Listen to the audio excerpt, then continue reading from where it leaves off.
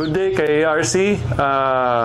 Ito nga pala yung process natin, ano? Pag nagsasalang tayo ng mga itlog sa setter natin. So, after natin ma-harvest yung mga itlog, ito yung chiller natin. Dito natin nilalagay yung mga naipon nating itlog. At least, maximum namin mga 15 to 20 days, no? So, lahat ng maiipon natin ngayon, ilalabasan natin to. Kukunin ni Mac lahat ng mga itlog. Sige, Mac, labas mo.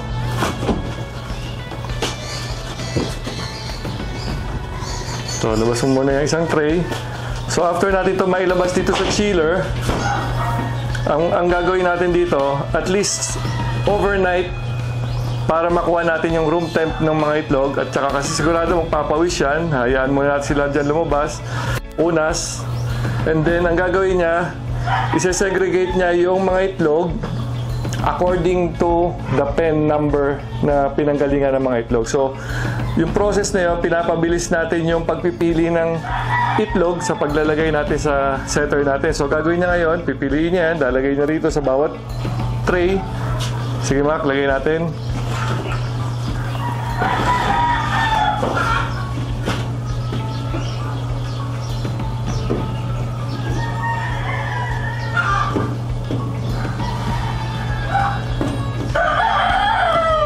So let's say nakaipon na tayo ng tray, naayos na nating lahat yan. The following day,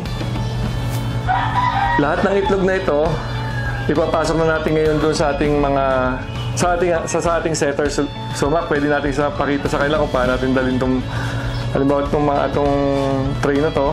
After mo na mapili, ito na ngayon ang ating setter.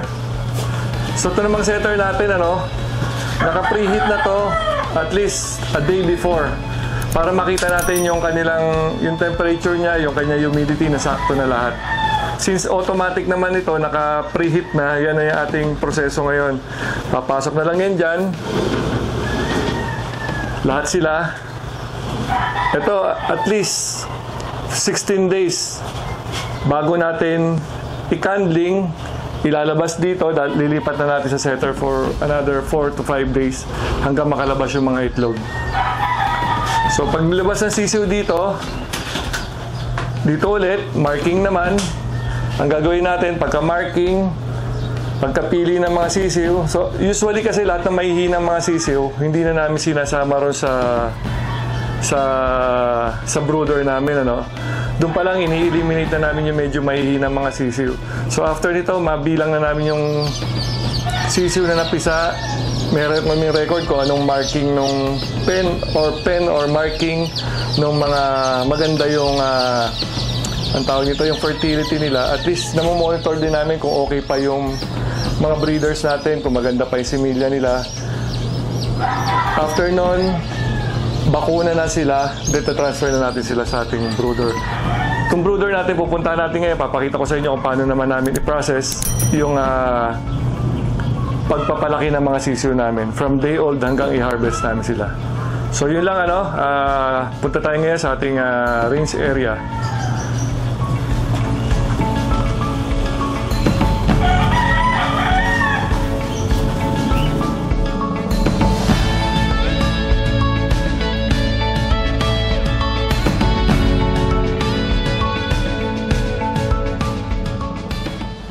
Kay RC, nandito tayo ngayon sa range area namin. Right after natin mag-marking, magbakuna ng mga bagong pisa nating sisiw. So ito yung proseso naman namin ngayon. Dadali namin dito sa range area, which is ito yung tinatawag naming brooder para sa mga sisiw. So ang proseso ng pagpapalaki namin ng sisiw, ganito. Day old, nandito na sila ngayon. Tara, kay RC, tignan natin itong mga sisiw natin na napisa at bagong marking at bago ring bakuna. So, ito, tignan nyo.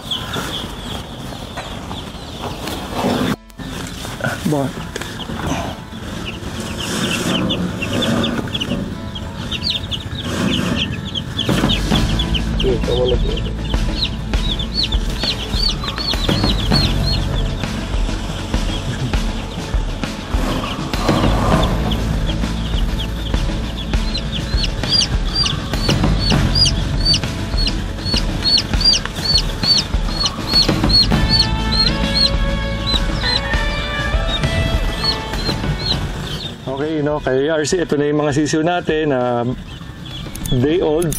So, binubuksan namin to mga after 5 days after nila magbakunahan ng pangalawa nilang bakuna. So, unti-unti lang naman natin itong bubuksan. Ang sisiw naman, maglalabas-pasok lang yan dito. Pag malamig, balik sila sa loob. So, most of the time, nasa loob talaga sila. Pero, sa araw, binubuksan na natin to, no? Kasi, unti-unti na nila in-explore itong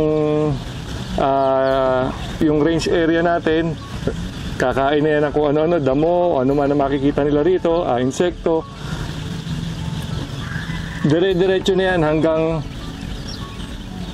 i-harvest na natin sila. Ito na yung proseso namin dito. Makikita nyo naman, direkta after natin itanggalin sila sa hatcher, diretso na rito.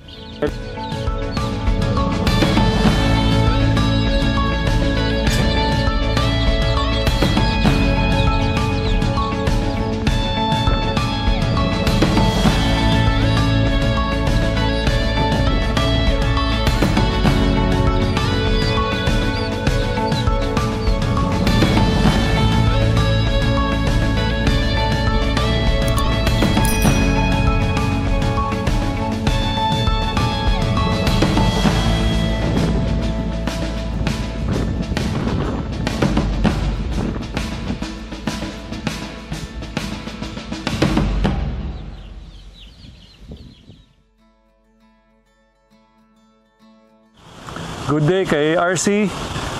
Nandito tayo ngayon sa next episode natin. Dito i-discuss natin yung process ng ARC magmula incubation natin ng itlog hanggang sa pagdala natin sa ranging area.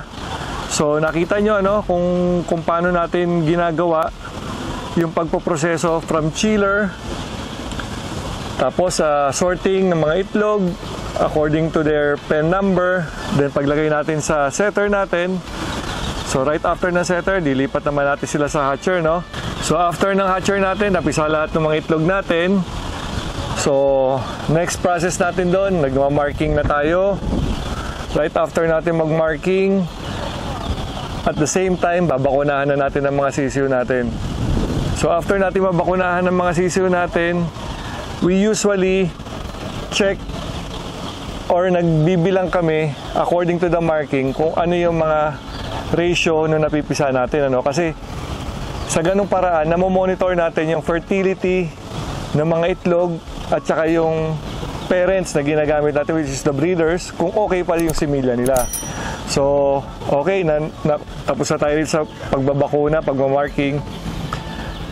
Ang next step natin is dadali na natin sa range area yung ating mga napisang itlog. So after nun, nakita nyo naman kung paano proseso namin sa mga day old namin.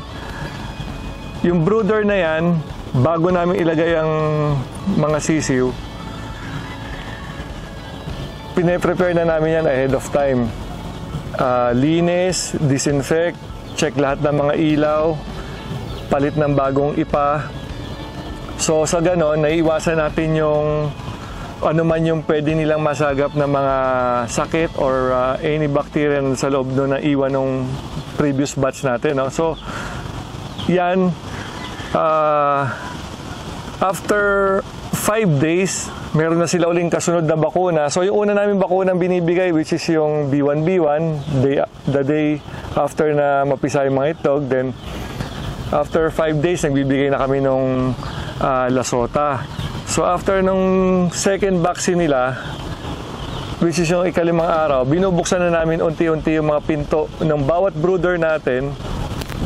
Sa ganung paraan, natututo na silang maglabas-pasok doon sa brooder nila, na-acclimatize na sila dito kung ano meron sa weather na kalalakihan nilang range area. So dire-diretso na yan. Yun nga pala, dito pagkapisa nila, naka-prepare na yung tubig nila na mayroong vitamins and electrolytes. Tapos yung feeds nila, which is yung binibigay namin, yung chick booster, GMP ang gamit namin, no? GMP1. So, tuloy-tuloy na yan hanggang lumaki na sila. Yan na yung kalalakihan nilang area na yan. Kung ano yung ginamit nating brooder hanggang lumaki sila, hanggang i-harvest sila, yan na yung area nila na gagamitin natin. So kay RC, hanggang dito lang muna, no? Right after natin ma-discuss yung from incubation to brooder, ang next part natin ay di-discuss is about brooding to ranging area naman. So kung ano yung proseso ng ARC na ginagawa, abangan nyo, di-discuss natin yan. Ito pong muli si Christopher Chu ng ARC San Vicente Game Farm. Maraming salamat po.